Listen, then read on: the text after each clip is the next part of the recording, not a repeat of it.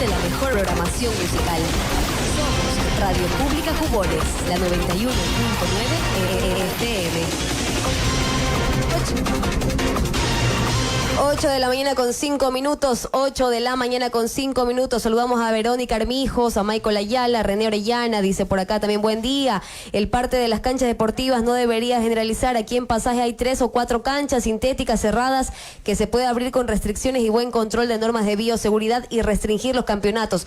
Recuerden que ellos también tienen obligaciones económicas. Saludos. Además también dice por acá, den a conocer, bueno, ya dimos a conocer las restricciones. Dice totalmente de acuerdo con el caballero que acaba de intervenir. Sin solo, dice, son ineptos que ni hacen ni dejan hacer, pero también ya es hora de que las autoridades municipales hagan las demandas correspondientes, porque es fácil despotricar, denigrar, levantar falsos testimonios en contra de las personas que quieren hacer algo por Pasaje. Son gente que se cree que fueron elegidos para hacer problemas. Sean más objetivos, si tienen pruebas de algo, preséntelas y se aclaran las cosas, dice por acá. Además también Johnny Castillo, buenos días, mi deseo es saber dónde debo lamentarme acerca del agua potable que no me llega a la zona del Colón y San Martín esquina. Johnny, por favor, Aguapaz es el responsable del agua.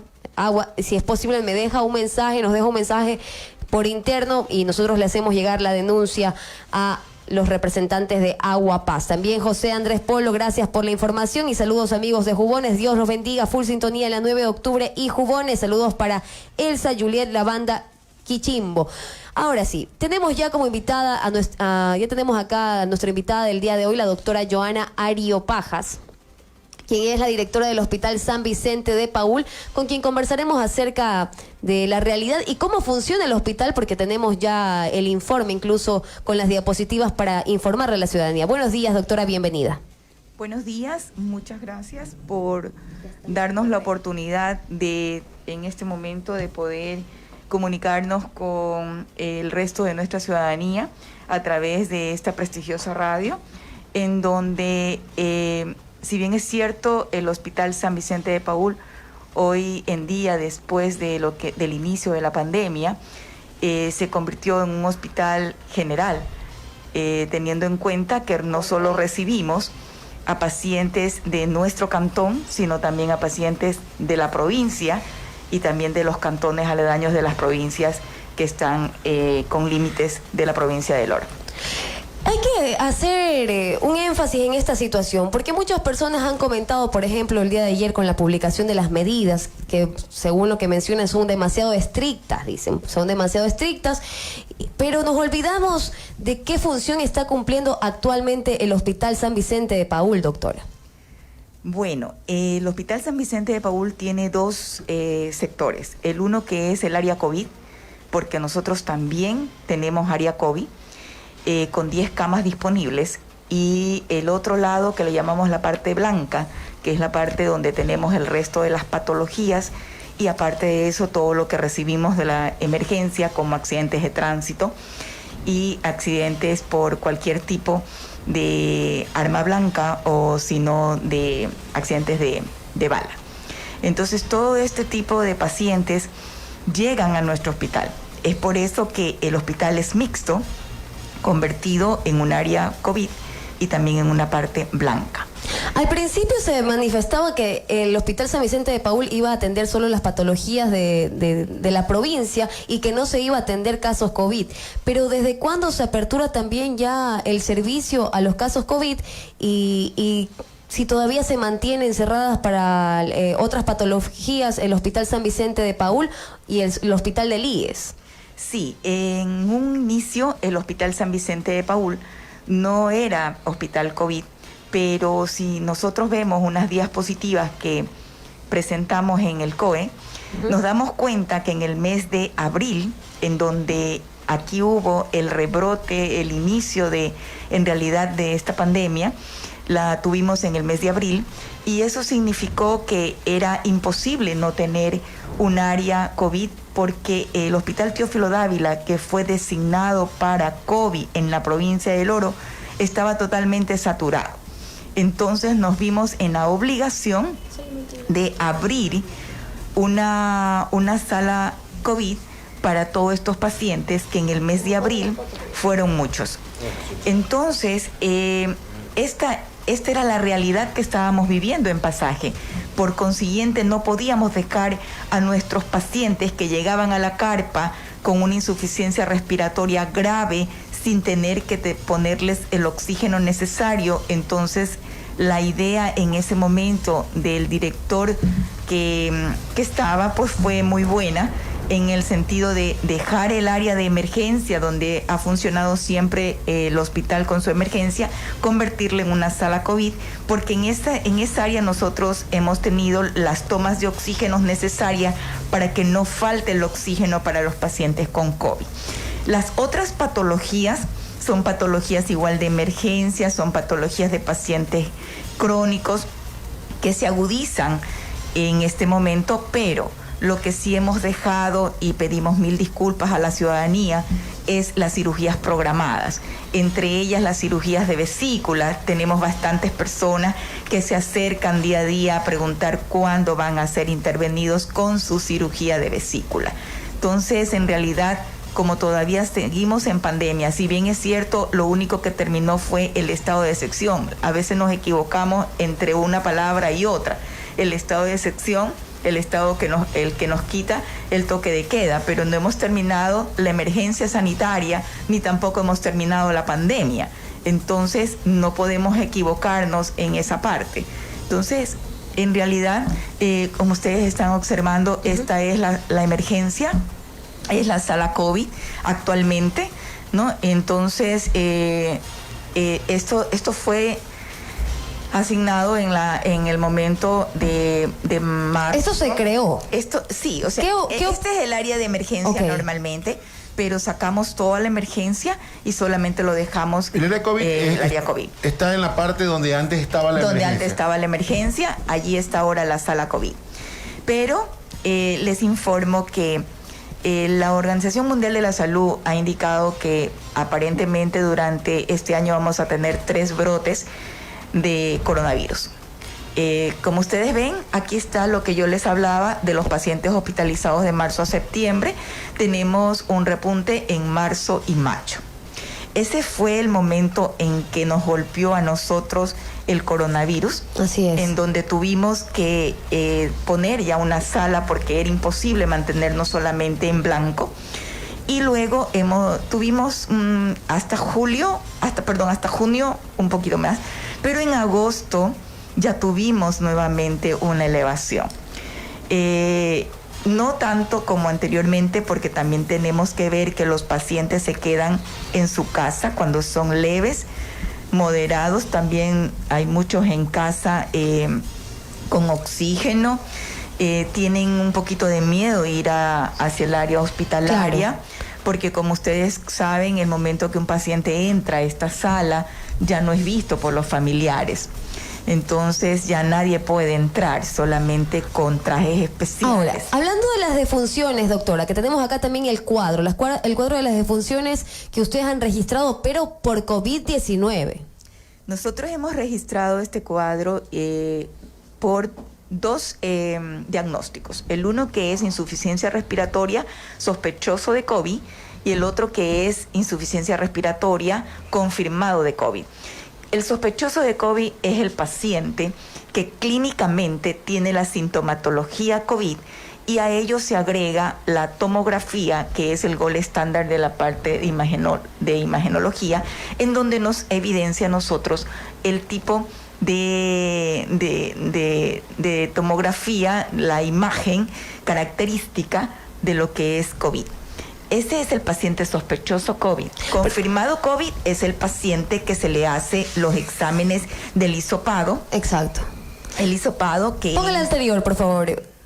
Eso. Estamos acá en las personas que han fallecido y que por posible COVID y por ya confirmado. Así es. Sí. Por confirmado. Entonces, por eso había una discrepancia el día de ayer también el tema del reporte que anunció el Distrito de Salud, doctora. Así es, lo que pasa es que en el distrito se anuncian los pacientes que subimos al sistema VIAYEPI, que es el sistema nacional en donde nos acepta solo cerrar el caso cuando el paciente se le ha tomado el hisopado, y de esa manera es el que ha salido positivo.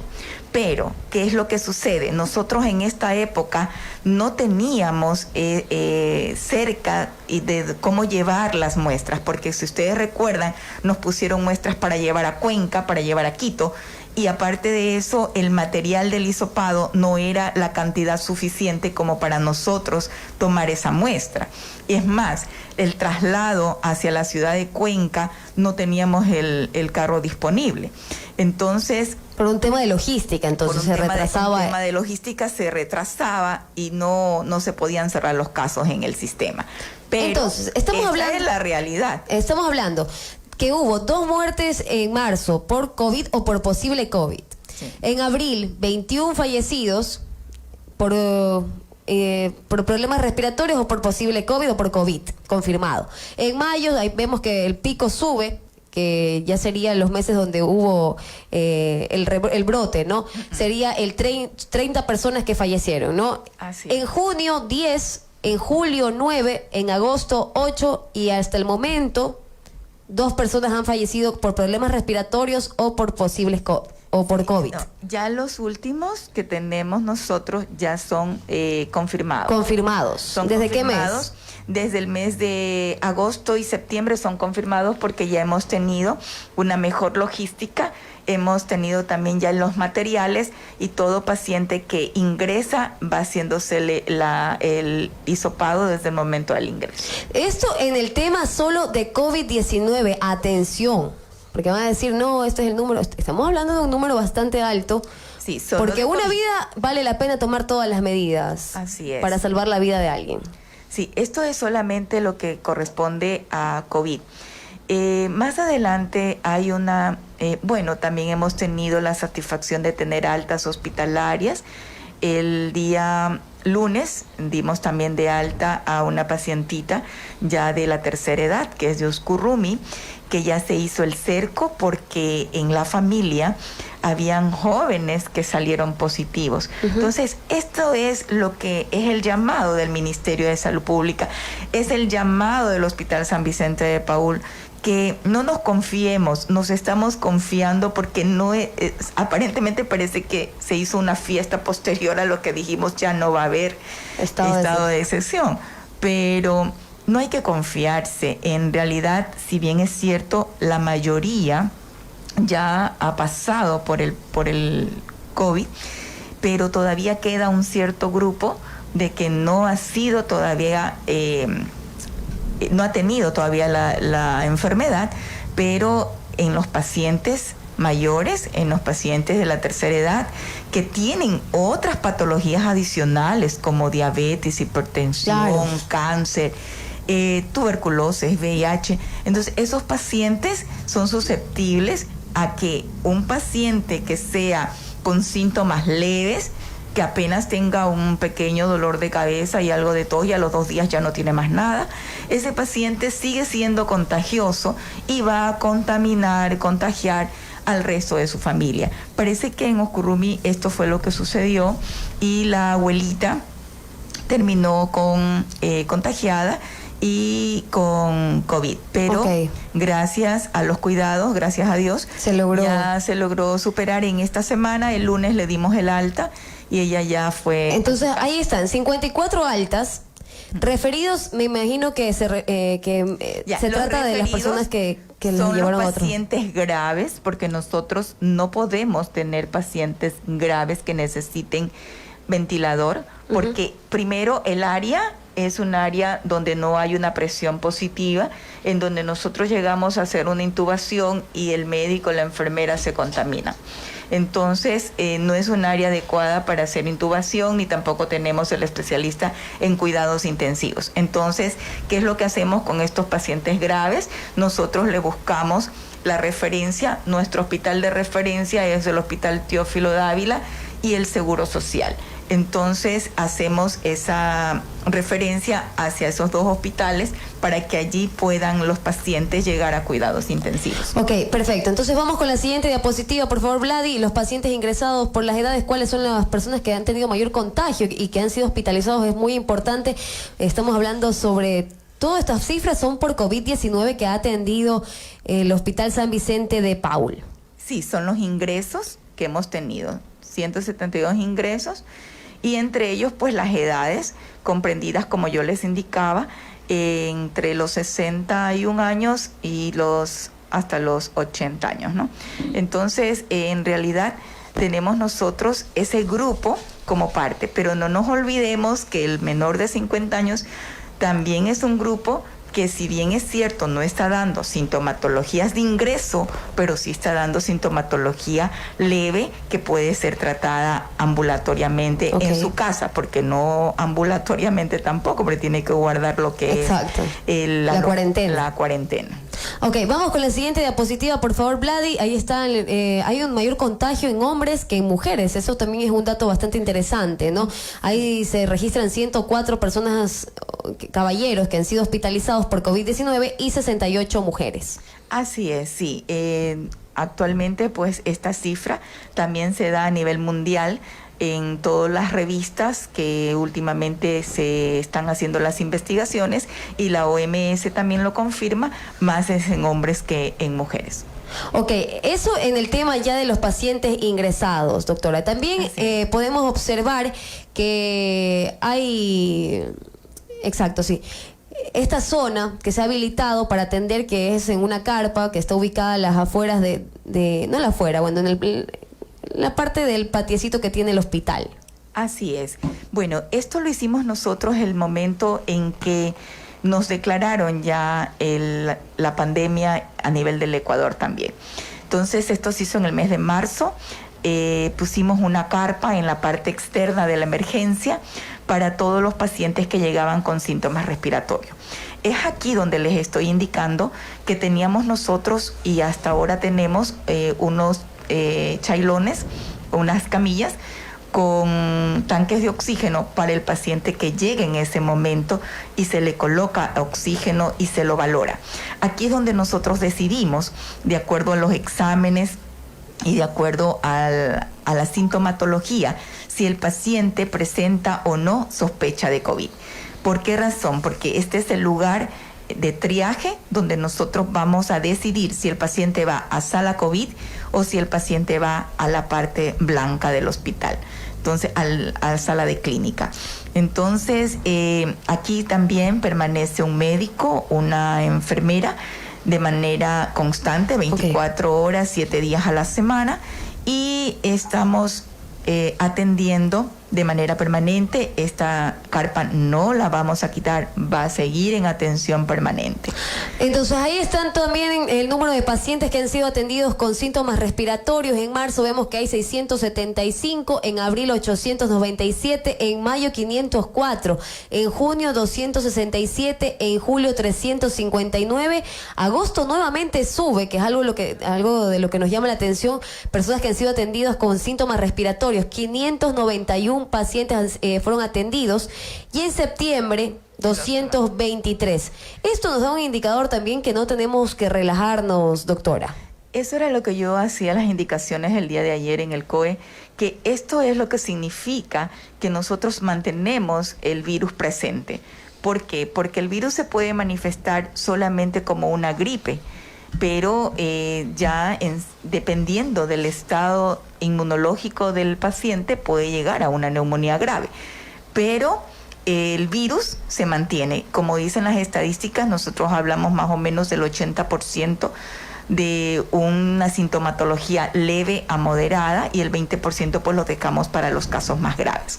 Y esto es lo que refleja prácticamente el inicio de la pandemia, en donde tuvimos nosotros aquí en nuestro cantón, en abril, los picos altos por la sintomatología. Esta es sintomatología respiratoria exclusiva, en donde nosotros decimos, aquí es posible que el paciente tenga un COVID, porque tiene cefalea, dolor de cabeza, fiebre, y como sabemos, la sintomatología no solamente cursa con tos, sino que puede ser solo un moquito. Y personas que no tienen ni síntomas ahí también. Sí, tenemos más o menos un 40% de los asintomáticos que no presentan absolutamente nada. Pero en este cuadro lo que nosotros hacemos es ver lo que es la sintomatología respiratoria desde un resfriado común hasta un proceso de una bronquitis o una neumonía.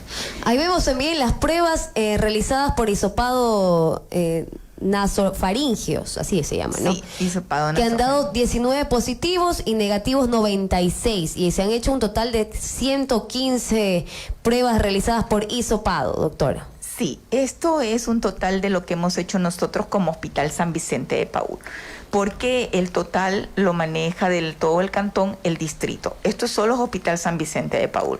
Estos son los que hemos captado, aparte también hemos hecho al personal, porque mucho personal del hospital también ha pasado por COVID y nosotros tenemos que hacerles la prueba de acuerdo a lo que es salud ocupacional para mantener nuestro personal también en buenas condiciones. Sí, además también la otra prueba que se realizó fue póngale Vladi, la de esputo. Sí, esa también es una prueba que es bastante confiable, teniendo en cuenta que el hisopado y el esputo tienen un 75% de confiabilidad, pero también hay falsos negativos o falsos positivos, dependiendo de la toma, de la forma de la toma para ser negativo o del día en cuando se haya tomado el hisopado.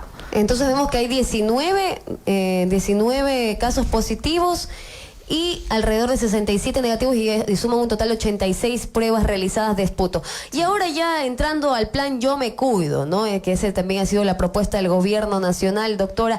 ¿Cómo se encuentra el hospital en el tema de los médicos? ¿Están abastecidos? ¿Cómo está la situación ya económica del hospital, doctora? Bueno, la situación a nivel país es emergente. Definitivamente nosotros el día de ayer, prácticamente en la noche, hemos conversado con el coordinador zonal y con todo su equipo, que el hospital prácticamente está en cero. Nosotros nos mantenemos en lo que es prendas de protección gracias a todas las personas que nos han donado. Una de ellas, como lo decía también ayer, es el señor alcalde, el arquitecto César Encalada, con el último contenedor que llegó. La mayoría de las prendas que venían en ese contenedor fueron donadas al Hospital San Vicente de Paúl. Hasta el día de hoy tenemos todavía materiales, insumos que nos han dado de acá de lo que corresponde al municipio. Siempre hemos tenido el apoyo, también hemos tenido el apoyo de las fundaciones, Rotario, Banco del Pichincha. El aporte el aporte privado también ha sido importante, ¿no? Sí. Sin embargo, en el tema de sueldos, doctora, ¿cómo están? ¿Están al día? Le pregunto esto, los contratos. Le pregunto esto porque el día de ayer veíamos manifestaciones en la ciudad de Quito por algunos posgradistas que mencionaban que no se les ha hecho contratos, no están al día en los sueldos. Entonces, ¿cómo está la situación en este tema del hospital? Bueno, el Hospital San Vicente de Paúl no ha tenido problemas de sueldo. Nosotros hemos cancelado los sueldos al momento, en el momento que hay que hacerlo. No tenemos ningún problema de sueldos. Nosotros tampoco tenemos posgradistas, por consiguiente no tenemos ese problema, pero en cuestión de sueldos están totalmente cancelados. A todos en manera oportuna. Nuestro grave problema son los servicios externalizados, lo que corresponde a limpieza, alimentación, seguridad. Son contratos que ya se terminaron y en realidad es un problema totalmente serio el no haber dinero a nivel de finanzas y se nos complica todo dentro de la parte hospitalaria, teniendo en cuenta que el hospital todos los días está totalmente lleno.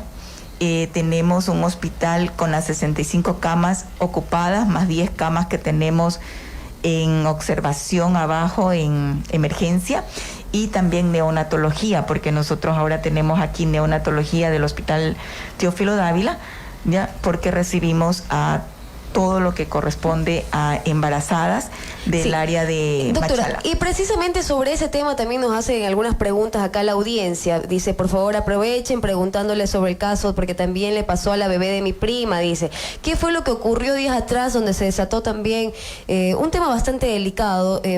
Lamentablemente falleció una mujer de nacionalidad venezolana dando a luz. ¿O cómo fue? ¿Qué fue lo que ocurrió, doctora? Sí, nosotros tenemos un comité de auditoría de historias clínicas y un comité de reducción de muerte materna. Nosotros ya nos reunimos en el comité, ya hicimos el informe que se debe de hacer de acuerdo a estos casos. Sí es lamentable, en realidad, la muerte de una persona, sea embarazada o no, nos duele mucho. Nosotros somos médicos y nos formamos para cuidar de todas las personas de nuestro prójimo, pero a veces hay cosas o casos que se dan. Yo siempre digo, todo se lo dejo a Dios, porque Él es el único que sabe si seguimos o no seguimos.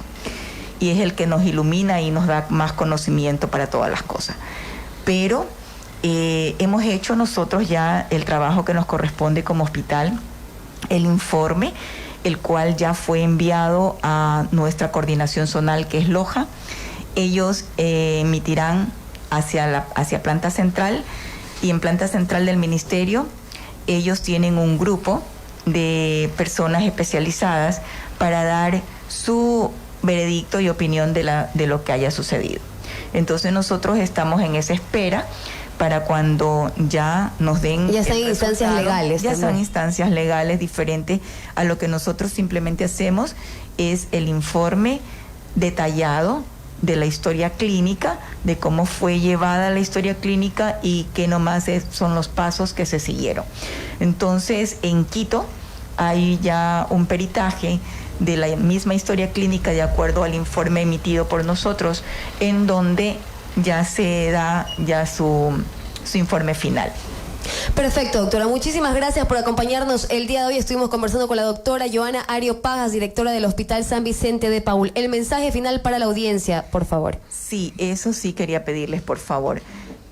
Yo siempre he dicho, no podemos dejar ni bajar la guardia, porque esto no se termina ni se ha terminado. Continuamos igual. Por favor, hay que cuidarse. Ya, hay que usar la mascarilla. Yo sé que la mascarilla no nos gusta, nos molesta, pero hay que usarla. Aparte de eso, el distanciamiento es primordial, y lavarse las manos, y si cuando no puede, siempre digo, hay que andar con el alcoholcito en las manos, y con eso ayudarnos a cuidar. Por favor, tenemos que cuidarnos, ya no esperemos que el resto nos cuide, nosotros tenemos que cuidarnos, evitemos las aglomeraciones. Si bien es cierto, tal vez doctora, muchas personas... ¿qué le parece, disculpe que le interrumpa, qué le parece ya las medidas del toque de queda, la restricción vehicular y estas medidas que muchos han calificado de drásticas, porque mencionan que nos mantenemos entonces en estado de excepción? Sin embargo, usted, como representante del Hospital San Vicente de Paúl, ¿cómo ve o cómo ve estas medidas que se tomó ayer, tomó el día de ayer el COE? Sí, yo me imagino que muchas personas no deben de estar de acuerdo, pero no es así. Es por el bienestar y por el bien de toda la ciudadanía. No podemos dejar una libre circulación, porque a veces nos tomamos nuestra misma conciencia en decir, no, yo no lo voy a hacer, pero nosotros tenemos que restringir un poco para evitar de esa manera que se haga nuevamente un brote, a pesar de que tenemos, de acuerdo a al comportamiento del virus, ya posiblemente un brote en diciembre, pero evitemos. Ya, lo podemos evitar con estas restricciones. Y usted mencionaba que es un alivio, porque al final todos estos problemas de que luego hay escándalos, hay problemas de golpes y esta violencia desencadena en que terminen en el hospital y ustedes tengan que atender. Esa parte también sería importante de tomar en cuenta, de que nosotros ahí ya no estamos hablando de COVID, estamos ya hablando de las otras patologías o de los accidentes que nosotros tenemos por libre tránsito. Entonces, si los fines de semana tenemos todos estos tránsitos, hay pacientes, hay personas libando, entonces todo esto se genera a que aumenten casos de accidentes y nuestro hospital está colapsado. Entonces yo lo que pedía era a la ciudadanía, evitemos, porque después llegamos al hospital, no hay camas, nosotros tenemos que buscar a dónde enviarlos y las personas se molestan.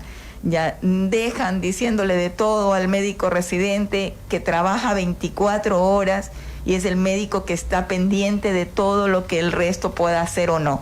Entonces sí les pido que debe de tomarse un poquito más de tranquilidad con esto de que vamos a seguir teniendo restricciones, pero es para eso. El hospital termina siendo el último en donde recibe a todo lo que sucede si nosotros damos una libre circulación. Entonces sí sería necesario, por favor, a cuidarse y no ponerse en el plano negativo de las restricciones, sino más bien viéndolo desde el punto de vista de que la ciudadanía, de que todas las autoridades queremos cuidar a nuestro pueblo. Doctora, tenemos todavía algunas preguntas y tenemos también la siguiente invitada acá ya en la cabina, pero hágale por favor. Una pregunta rápida, doctora.